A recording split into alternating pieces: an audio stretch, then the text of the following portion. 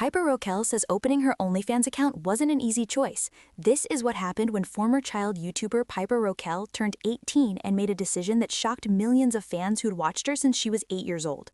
On January 1st, 2026, Piper Rockelle launched her OnlyFans account, and within 24 hours, she'd reportedly pulled in somewhere between $2.9 and $3.4 million. Critics called it an easy cash grab, but the 19-year-old insists that couldn't be further from the truth. "It was one of the hardest choices I've made," she told TMZ in January 2026, adding that she waited and really tried to make sure this is what she wanted. Understanding why this choice sparked so much controversy means looking back at where Piper came from. Musical.ly became her platform at age 8, and from there she built a following that eventually hit 12 million YouTube subscribers and 18 million on TikTok.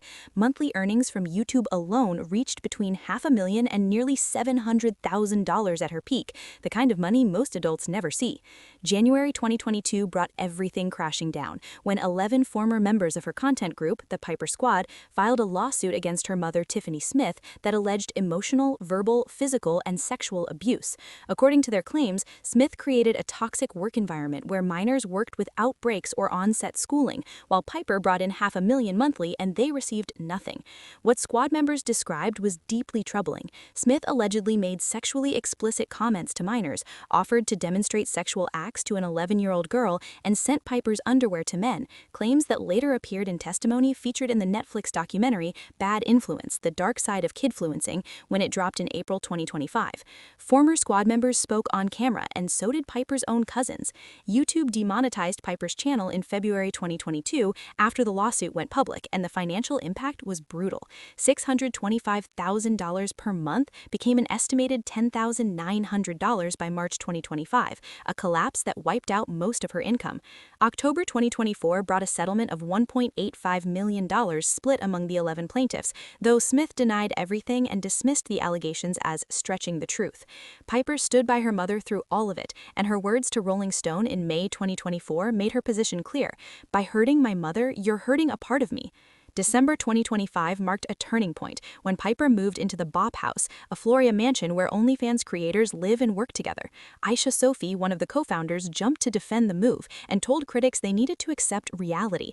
"At a certain point, y'all are going to have to understand that she's her own person and an adult." New Year's Day 2026 arrived, and with it came the OnlyFans launch and immediate backlash. Accusations flew that she was catering to predators who'd followed her since childhood, but Piper wasn't backing down. Her response to USA Today cut right through the criticism. "If people are going to write my narrative and say that I've been exploited my whole entire life, go ahead. I'm exploiting myself. If I don't control the story, someone else will." Asked about influencing younger fans, she pushed back on the idea that she held that kind of power. "I can't influence anyone to do anything. The people who have taken time to bash me and say I've been exploited, they can't turn around and become an OnlyFans model." Money played a role in her decision, which she freely admitted when questioned. "Of course, money was a thing I was thinking about, but it wasn't everything." What she revealed about growing up in the public eye cuts deeper, though. "I've been getting told that I wasn't acting my age since I was 7 years old," and then added something that reframes the entire debate. "People were having a harder time letting my childhood go than me." What sits at the center of this whole mess is an uncomfortable reality.